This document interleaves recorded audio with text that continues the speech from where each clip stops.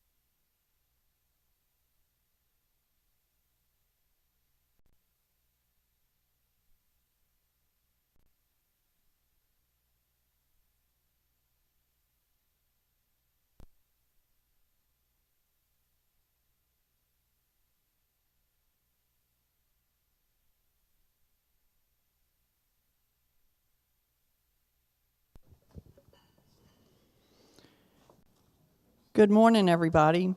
I'm excited to have Amy Poag here with us. Amy is a counselor at St. Mary's Episcopal School. She's the director of counseling and has been for 3 years. Amy has 3 girls, Celia, Charlotte, and Alexandra, and she's married to Josh Poag. But more importantly, she has lots of connections to Grace St. Luke's. She is the daughter of Ellen Rolfs and Barney Rolfs, and she is the sister to Ellie Rencher and sister-in-law to Father Ollie Rencher. So we are delighted to have her. Today she's going to talk about the film The Social Dilemma. It's a topic that we're all talking about now with children and technology. And she's going to address kind of where do we go from here. So without further ado, let's welcome Amy Poag. Good morning, and we're going to be using this microphone the whole time. I normally am loud enough to reach everybody, but I know we're streaming, and I want to make sure everyone at home can also hear what's happening. So if anyone, I'm hoping this is a discussion, so I'm going to be handing the microphone to anyone who speaks, or I'll do my best to repeat the question. I have a lot of connections to Grace St. Luke's. I've also thought about this, like some of the most important memories happened here. Oh, no. Are you there? Okay. I was baptized here, confirmed here, married here. 2 of my children were also baptized here. So this place means a lot to me. I've spent many hours in this room. It smells the same. It feels the same. It's Grace St. Luke's. I love it, and it feels very much like home. When Hallie and Ollie first reached out to me to speak today, my first thought was, who am I to tell everybody how to function with social media? Because if you look at me, if you were to follow me around, I am definitely no expert. But then I thought about it, like, why can't I just be part of a conversation? Because that's what all of you are doing, even just sitting and talking for a couple minutes at breakfast. This is coming up all the time. And we know that. So I'm hoping today is me being a conduit to a conversation as we continue to look at this. I don't know that in the next 45 minutes we are all going to solve this cultural issue. And let's look at it. My second thought also was when Ollie had said, I really would like you to take a look at The Social Dilemma, which is a documentary, came out in 2020. I don't know who all's seen it. We'll look at the trailer in a second, just in case you didn't get a chance. And even if you did, it's nice to be refreshed. And I even emailed Hallie and Ollie and said, there are some other books that have come out since then. There's a lot of other things. I mean, even just again today, people said, "Have you read this or have you seen this?" And so I've wondered that would it be better to kind of take the conversation that direction. However, in rewatching this, it really is the perfect place to start, because I do think this documentary was really an awakening for all of us. And it really put it out there of, we really need to be paying attention to what's happening to us when we engage with these technologies. And so here's a little bit about the film. And again, I will watch the trailer in a minute. It's a couple minutes. But so this is notable. It came out in January 2020 at the Sundance Film Festival. A couple of things have happened since then. January 2020, which means they're making this film, obviously, 2019, 18, 17, who knows how long it had been in production. So the tech companies have been thinking about this for a long time. And then the film was released in 2020. So the Social Dilemma, it is a 90-minute film. You can see it on Netflix. And it talks about the effect of media and something, the best I can, something called extractive technologies. So I hope to be able to send this PowerPoint out to whoever will. It's filled with links and rabbit holes you can fall down, which happens to all of us. I was curious what in the world extractive technologies was. I didn't want to just throw a lingo out there. You can actually, there's a link in here to a whole document about the concept of extractive technology. But basically, this technology is mining our world. And to the word extraction means it's when a system is out of balance and resources are being pulled out of the mind faster than they can be, regenerated. And so one of those is our attention, our time, our energy. Have you ever noticed what it feels like when you've scrolled for too long or fallen down too many rabbit holes? What does that feel like? Our attention is being mined. Literally, these technology companies are mining the time and the energy of the people who work for them. They care a whole lot more about making money than about the working conditions of the people who run these tech companies. And then cultural extraction. The technology is mining the whole world. And so it may be that you can have access to some art from a country that you've never been a part of, but that country may or may not be benefiting from your gleaning that knowledge. So that's where that term extraction technology came from. So that's kind of what the film has produced for us. So if you watched it, you've seen interviews with all the tech experts who made this for us. The guy who invented the like button is like, I don't know what I've done. I've created a monster here. And then they're presenting to us the idea that these tech companies their main ideas, all they want is engagement, keep plugged in. They want you bringing your friends back. They want you returning and finding more people and bringing more people back, and they want to make money off of you. That's really what it is. So let's watch the trailer for just a second and get our head back into. There's a spider right there. Wait, coming down at me. He's like, I want to hear also. So let's watch it for a second and then get our head into the film itself, and then we can talk from there. Oh no, let's see. I wonder how we make it show up on the screen. You know what we're gonna do? We're just gonna turn.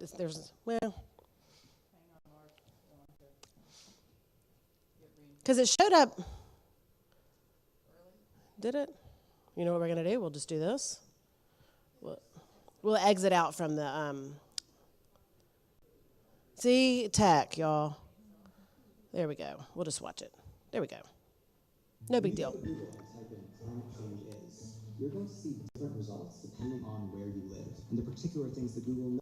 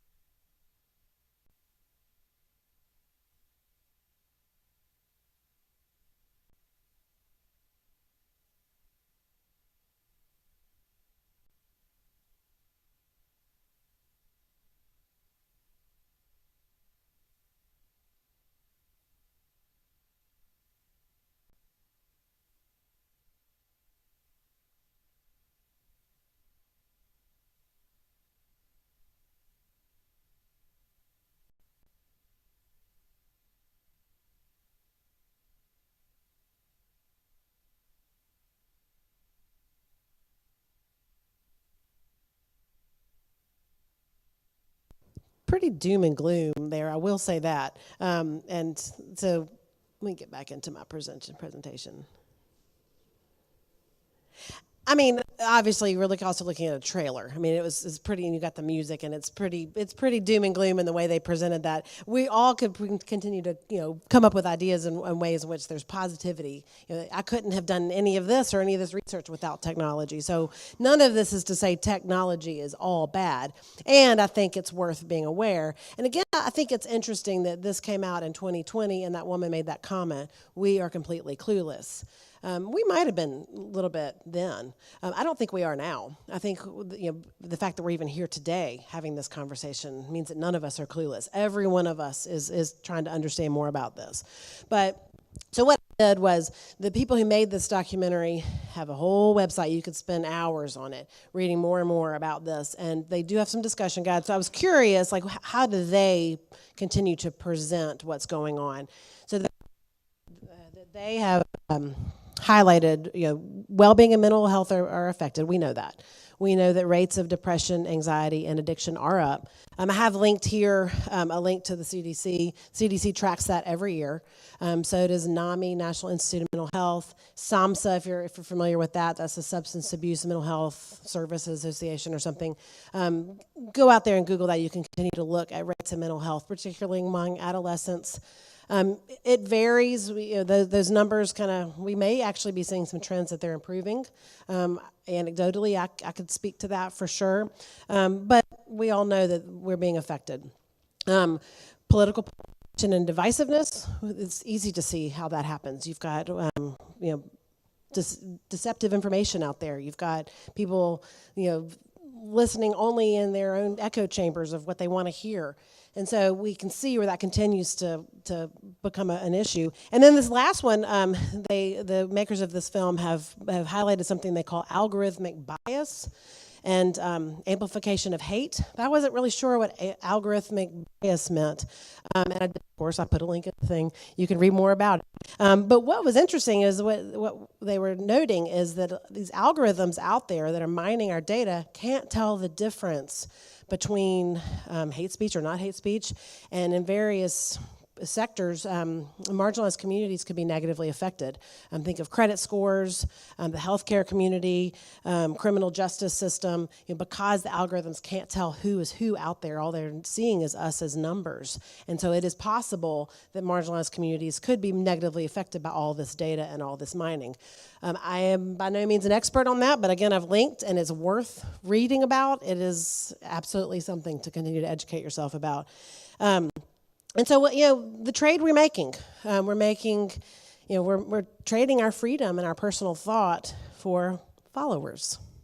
We're trading the truth for what we want to hear. There's, I guess, murky information out there sometimes. And we were talking earlier about, we're in film of Helene, and I saw one that looked like North Carolina, but it was actually in Italy from several years ago. And I could have easily thought, oh, that car just went into that flood, and it wasn't. It happened several years ago. And so I don't really know, what am I hearing? And then I'll go tell someone about that. And you can extrapolate that many ways over. And then social cohesion. I'm thankful we're all here together today, and we know we actually need the technology to stay connected. I mean, I think about what's happening with Helene right now, and I compare that to Katrina all those years ago, and we did not have phones during Katrina or the internet during Katrina. And so if you look at what happened during that aftermath, nobody had any means of communication. So at least now we're able to check on people and find out. I now know a lot more detail. Oh, thank you. That's a good idea. I know more detail about what's happening in North Carolina thanks to the internet. So I do feel more connected and more aware, but is that actually social cohesion? I don't know, maybe. But I just think it's all very interesting and worth continued conversation.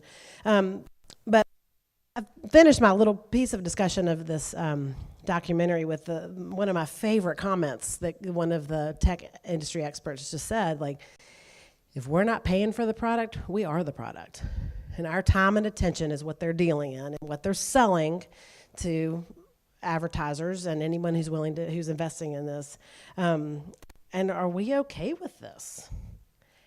Maybe. I mean, we know, maybe, but I think that's what we have to continue to ask ourselves. Are we okay with this? So let's take a look at this, and let's discuss. Okay, so if we know that the documentary came out in January 2020, where have we been since then? What's happened since January 2020? COVID, the first. What else? What else has happened since January 2020? Right, we've been through multiple election cycles already, and the internet definitely played a part. Anything else? What else are y'all remembering that's happened? Yeah, yes, actually, yes. So George Floyd and others of similar conversation. Yep. January 6th, October 7th. Ukraine, yes. I made a little list over here. Y'all pretty much got, I think we're definitely in line with each other. ChatGPT and other technologies have become a lot more, I mean, don't y'all remember when you first heard the word ChatGPT? That really wasn't that long ago. I think that might have been less than a year ago that I heard that word for the first time. And now there's so many others just like it, and it's becoming more and more part of our everyday. That's not all bad. We know a lot about all of these things because of the technology, but I just think that's really interesting. And I wish they would make like a sequel to this, because I'd be so curious. And in some ways they have. So if you go to any of these, I mean, again, go to the internet.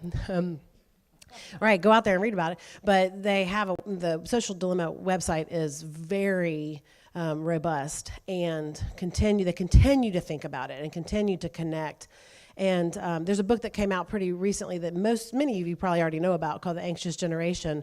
Jonathan Haidt was in this documentary, and if you get on his website, there's a whole rabbit hole series you can fall down. So in moderation, keep reading about this stuff, and it's out there. Any other comments? Anything else you want to say just about this thought about? Yeah, sure. That's a fair question. So the question was, what is ChatGPT?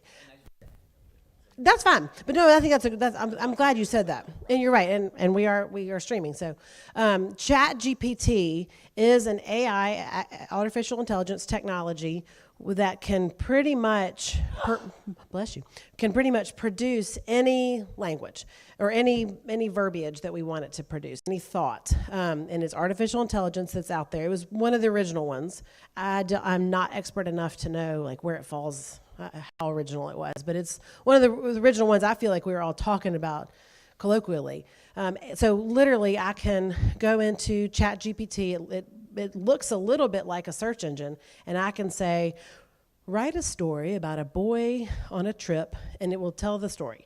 Or I can say, create a average English paper based on Shakespeare's Twelfth Night, and it will write a story that's actually pretty good, but not too good, and it will look like I'm a B student turning in a paper about Twelfth Night. And you can basically turn in anything. But I've heard positives. I've heard, someone told me that she wasn't sure what to make for dinner one night, and so she said, I've got corn, I've got a little bit of leftover tomato paste, and I've got some chicken, and what else is in my... And she went in her pantry and just typed in a bunch of recipes, and it made a recipe for her, and it was great. I mean, it's kind of fun to play with. You can say, write me a poem about anything. Anything. That's what's wild, and it can be actually helpful. In my career, I'm a school counselor. I can type in and say, what are some dangers? I actually did for this, and I didn't end up sharing it with you guys, but I typed in, what are some dangers of social media? What are some positives of social media? And it came out with some interesting, actually some ideas, some of them I hadn't thought of. And it was quite good. It really was. It wasn't just spitting out stuff. It was actually generating information. So that's my long answer, but I'm glad you asked that, because I think that's worth doing. Oh, wow. So this comment was, people have used it to write their obituary.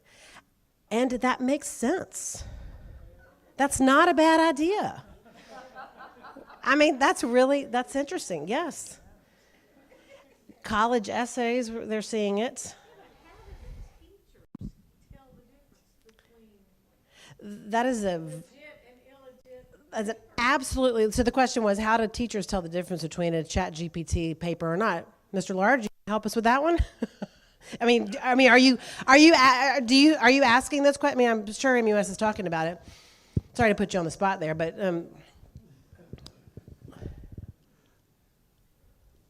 I can usually tell just because in the papers they write for my American history class, I expect them to use information that I've taught them or that is in a book. In other words, I curate what they're going to get. And so if I see something that's way beyond what I've taught them, there's a conversation of where did that come from? And maybe it is I did extra research, but usually it's not that.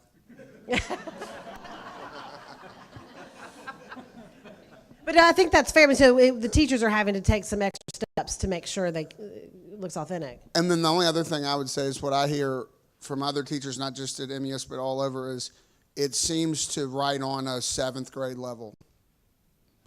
So it uses a lot of, on the other hand, so if you start to see some of those cliches that you would see in a 7th grade, a lot of the padding, it does seem to think like that is it, or whatever it's doing. At St. Mary's, what some of our teachers are doing, I didn't know that detail, that's interesting. What some of our teachers are doing is asking the student to turn in her Google Doc so that you can see the edit history. And so if the paper is turned in and it's just one beautiful thing, I don't know about that. And I'm sure plenty are like, I'm just that good. But and so that's a little stopgap. I mean, some are doing in class handwriting. Some teachers are finding ways to embrace it and say, let's use GPT and let's see what that looks like for your paper, and then you can figure out a way to make it your own. It just depends on the assignment. It's not only, and then there's also some technologies out there that can filter it. There's a plagiarism software called Turnitin that a lot of teachers use anyway, and I think they're starting to tweak it to help it figure out if it's AI generated. But I mean, it's a cat and mouse for sure, and it can be positive. And so there's so many teacher professional development opportunities to kind of figure out like how do we do this. So that's a great question. But I will add, for any of you that want to use it, it's really great for learning new information, but it's also not correct all the time. I use it a lot at work so that I'll go do a lot of research in science, and then I will go and basically ask questions of it to see what it knows. And it's wrong sometimes, but it sounds so convincing that you think it's right. And then when I correct it, it gets really apologetic, which is when you know it's not a human. Because no human apologizes that quickly. And so, I always tell people it's really great, and I use it all the time at work for, I just need a quick program title. I don't have time to think, but make me a quick, easy title. But when it comes to actual content knowledge, you want to encourage people to do their own research because it's not always correct. I've noticed that. So y'all probably have started to notice your Google is doing it. Like if y'all start to see this in your Google, like if you type in your Google search, I mean, I don't know, birds, snakes, whatever, it will do a whole little AI generated response, and then it gives you the actual links.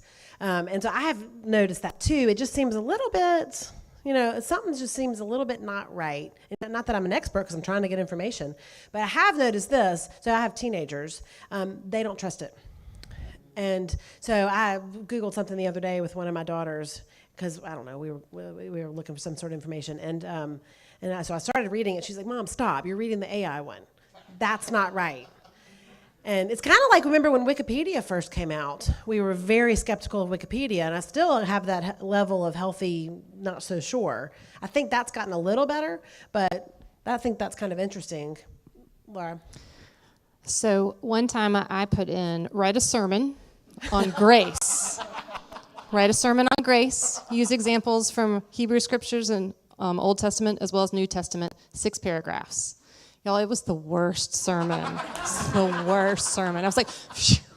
And some of what we're hearing, there was some real interpretation that I wasn't going to say, oh, I'm not sure about that example that it used as well in terms of. So I was relieved and didn't feel like I had competition and didn't want to use ChatGPT, but I was just curious. But it was all there. It was factually, it did exactly what I asked it to. It did.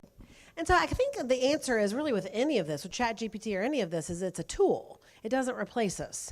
And so it's not in charge of us. Like, so we can use it and figure out, and so our job, I mean, that's, again, why we're here today, is to stay informed and know what we're getting into. We are not completely clueless. Let's go back to what that lady said in the documentary. And so I think that's important. Can it generate original thought? I mean, I'm not an expert on AI.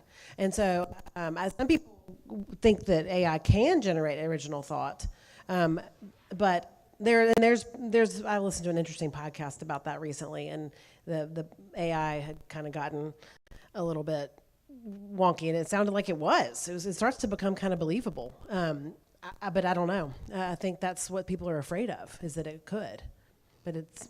But if AI is a perfect example of extraction technology, which I'm sure it is, if it's a perfect example of extraction technology, then how could that possibly be original? I mean, it's somebody else's stuff that they're pulling out of the universe.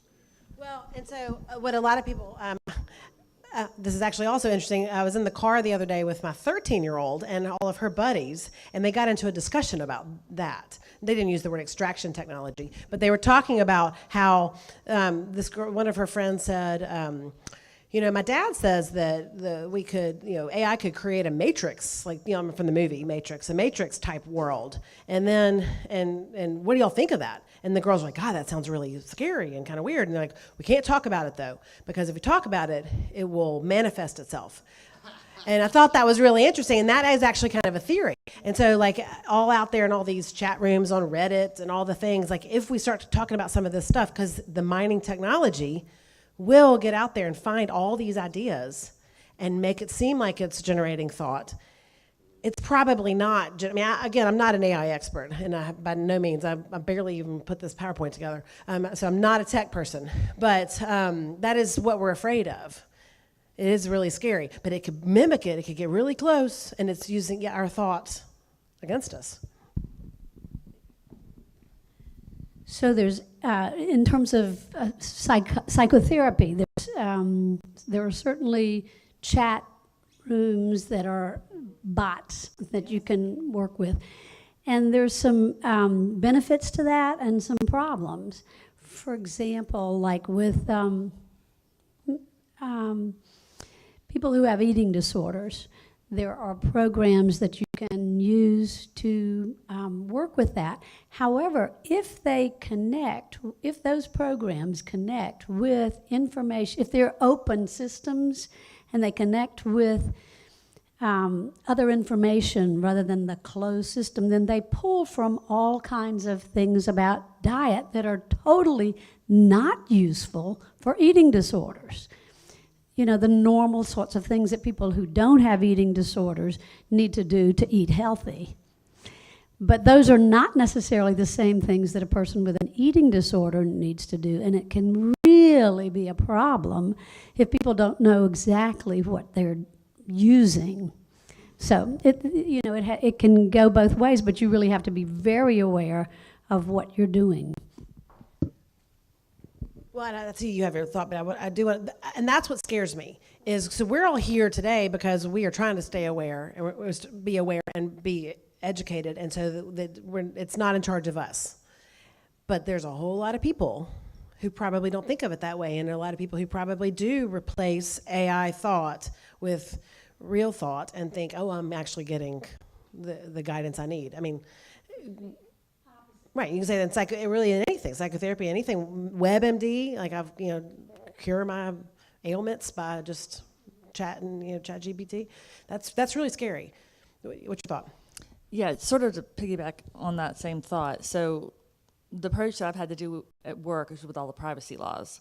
And the one thing, the way the AI works is it just takes a ton of information and it figures out how to process it, and it, instead of having separate results, you get a sentence that explains it. So if you're using something like LexisNexis, which is a legal research tool, it has all of verified information that it's searching. And so it will give you a paragraph and it'll say, here are my sources. And that's sort of awesome AI, because it's giving you that first year associate brief basically, but it's getting you to the right stuff, and then you can go see exactly where everything came from and you can go check it yourself. But if you're using something on the web, it's just taking who knows what's in there. But my comment really is, when you're using, I think it's called Copilot, but you're starting to have AI on your regular computers, and we're trying to get our handle around it at work, but we've kind of made the rule, you can use it sort of for fun, you can ask it questions, but do not upload your data into, if you upload your taxes and say, help me make sense of this, your tax information goes into the search engine cloud forever. It ingests everything forever. And like if you're a business, you want a private instance, I think is the word, and that's what LexisNexis has, is it has its own thing. Or you can, with companies, for business, can have its own private little cloud where only your own company's information stays segregated, and it just works off of that. But usually people want all the information because they want to have all the learning. But just make sure that you do not upload your stuff into any of this. Anything you put in there, it's not private, it's ingested and it's used forever. So just protect your,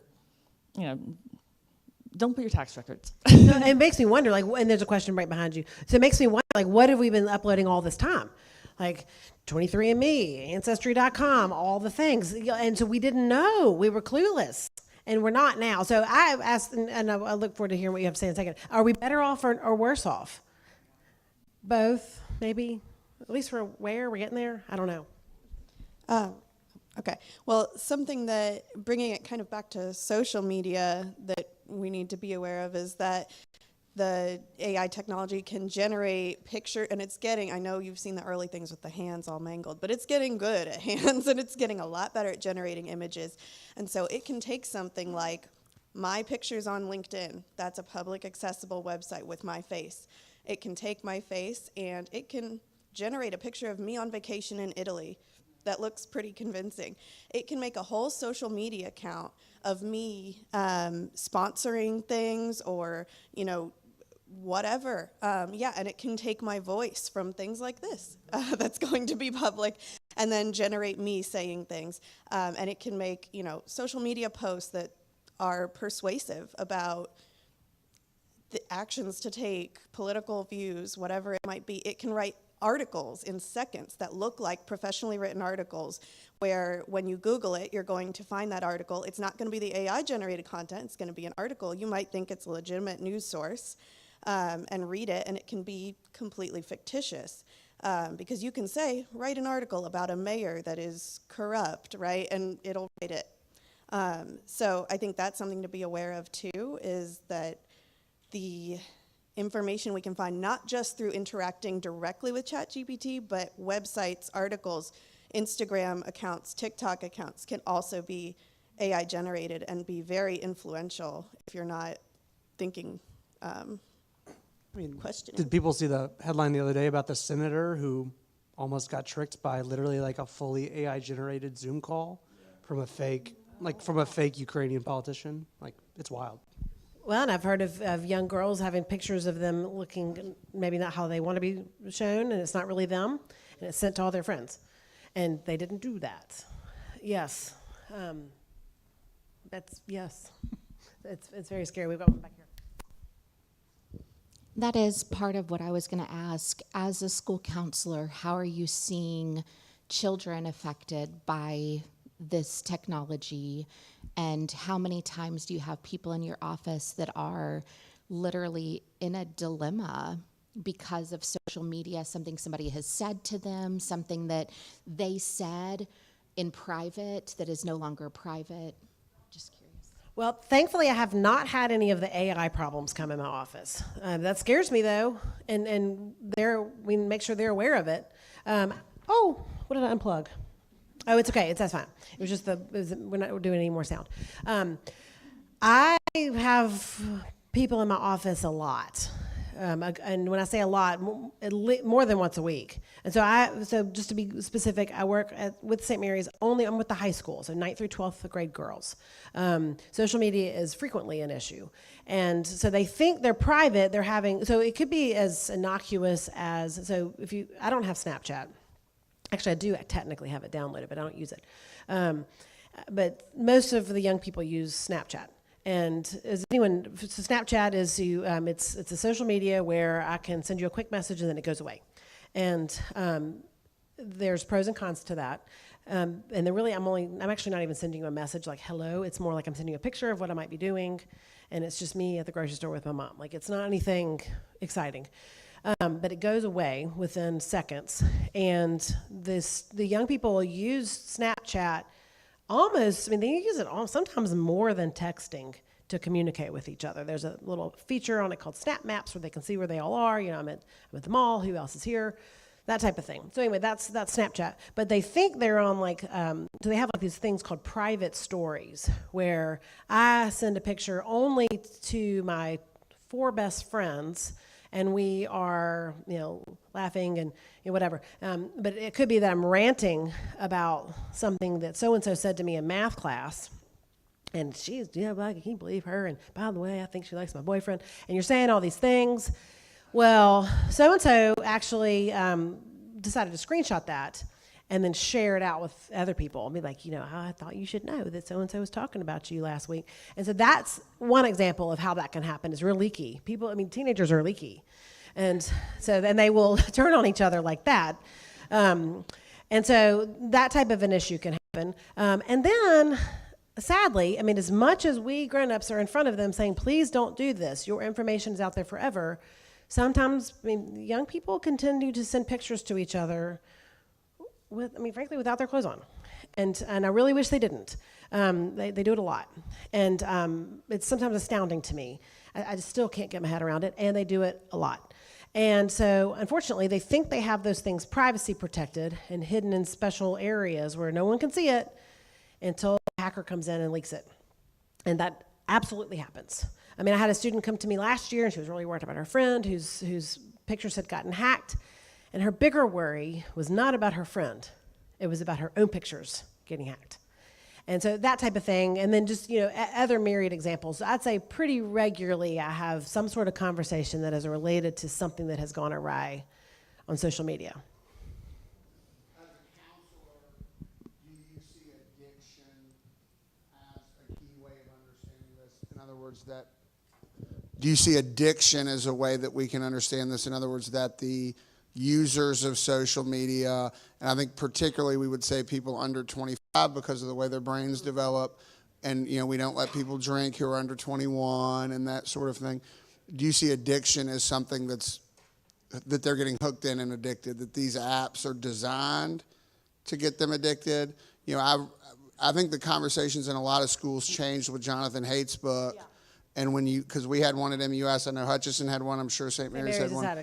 And it's where you're going, oh, goodness, these people are addicted to this.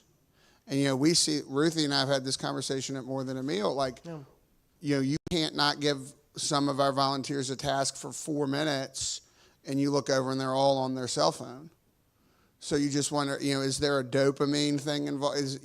And so are we maybe enabling this addiction in schools and churches and other places? I just wonder. Oh, I think that's a great question. Addiction is a strong word, but yes. So the book you're talking about, Jonathan Haidt's book, The Anxious Generation, is very much worth checking out. You can listen to it. I'd actually read it. I'd get a physical copy because there's a whole bunch of stuff worth underlining, and I would definitely go to his website. And again, he's the one who is also in this social dilemma. I think, in some ways, you see their behaviors, they live and breathe it. But not all of them, and that's what's interesting. It's not every one of them. So I have 3 kids. They all behave differently with their technology. My youngest just got her phone. She's in 8th grade. You would think she'd be the one who's on it. She's not. She keeps it plugged in by her bed, which I know you're not supposed to do, but I trust her with it, and I know she's got good. And so it's not every kid. It's interesting, and I think that you look at time. It's 10:10. Yes, they live live it, breathe it. But there's that piece of it, and then I do have plenty of them say things to me like, when I'm just gonna go home. I'm so tired. I'm just gonna go home and just scroll. I mean, heck, I do it too sometimes, and then I feel kind of lousy. It's exhausting, and then I do it anyway. Yes, and yes, it's mining our attention and our energy. Yeah. So, if we had another long time, we probably could take this conversation in many ways, and I really do hope I can share this out. But I'll show you where I'm planning on where I was going with this conversation. And I think we're answering a lot of these questions to our, as we talk. But just what are the existential threats to society that we see based on these exploitative type technologies? And so I think we need to continue to consider that. Are we sacrificing our social connectedness? And then who's responsible for making the change? What do y'all think about that? Like, who is responsible? And how do we do that? We've got 5 minutes to figure that one out. You got it? Tell me your thoughts. Thank you. I think it's a lot like being on a highway. I'm in my car. It's my responsibility to put on my seatbelt, to keep my radio at a reasonable level, to not look at my phone. But ultimately, it's nice to have this big organization that regulates us all to a certain degree. Oh, I think that's I've not thought of that analogy. If you don't mind, I might borrow that. That's fantastic. Okay, so you're saying it's my responsibility to be a safe driver. So it's all of our responsibility to be informed, to think about how we're engaging with this technology. And you're glad there's a highway patrol who's also watching out for his created laws. Here's the speed limit. Pay attention to all the, and then there's also there's somebody who's paving, making sure there's road repairs, all the things. So it's a system. So maybe what that would look like with this, it's all of our individual responsibility to pay attention to our own behavior, educate ourselves ultimately. And then also, so some have said, is it the tech companies? And if you watch in the social dilemma, some of the tech designers have said it's our responsibility to make this better. So yes, and then you're seeing lots of news out there about legislation. That is yet to be really, there's yet to be a lot of traction with that. Congress is looking at it. There's an act out there, the Children's Privacy Protection Act, but it's not really anything yet. It's not really solidified. States are trying. If you Google, I love how I also keep using the word Google. It's like in my DNA now. But if you search, legislation, social media regulation, you're not going to find much. You're going to find a little bit of kind of this, kind of that. It's not really there yet. But is it the government's responsibility? Is it the tech company's responsibility? Is it our responsibility? We've got a global conversation going on. It's a global problem, it's a cultural problem, it's a societal problem, it's an individual problem, it's a familial problem. It's also where we are. We can sit here and lament all day long. Back in my day, that's not relevant anymore. We are where we are. And we need to learn how to survive and thrive given where we are. And so do our young people. And that's, they are in their world. What you got? I'll repeat your question for you.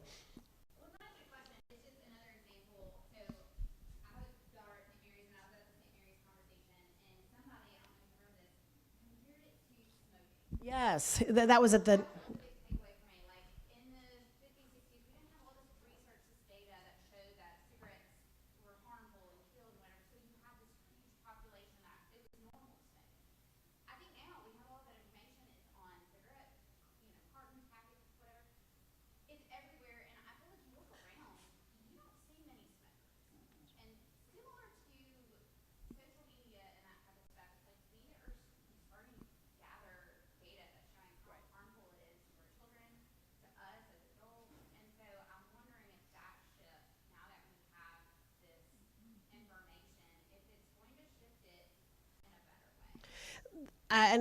The comparison is to smoking because we didn't know, and seatbelts and other things. The only thing, yes, and I definitely get that because we didn't know, we were clueless.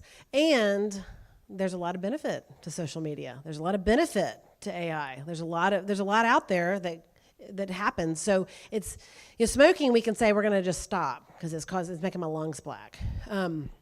And I don't know that we can say that fully with social media. I don't know that I'm willing. I mean, I do need to continue to assess my own relationship, which incidentally, that's actually my next slide. We all need to continue to reassess our relationship and continue to pay attention. And I don't know that I will tell you, I'm just going to give it up. I just don't know that there's a place for that. I don't know that's going to happen, given my job and the way I live my life and the way I need to stay informed and connected. Back there.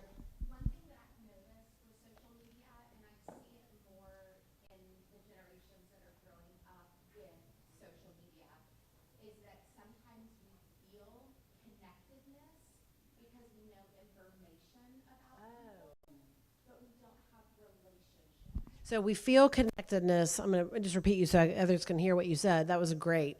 We feel connectedness because we have information.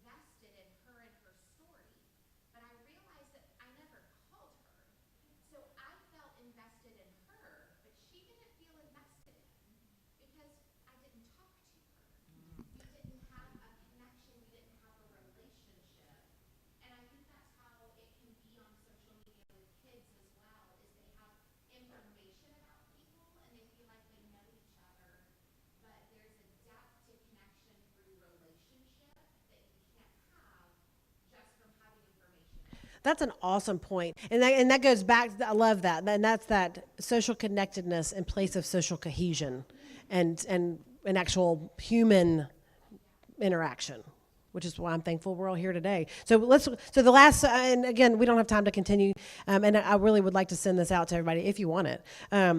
We got to keep self-assessing always. And so the last page I have on here, as you might guess, these are all great links to various places. The producer of this documentary has come up with a challenge for No November, No Social Media November. There's actually a hybrid halfway way to do it if you really can't for business purposes or some sort of reason. And all of these are worth jumping down those rabbit holes in moderation. Good outside and play also. Thank y'all for having me here today. We could keep talking forever.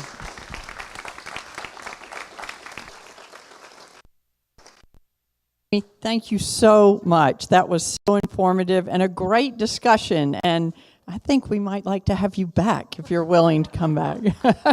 Are you willing to take questions afterward for individuals? All right. So if you didn't get a chance to ask your question, she'll take questions later. And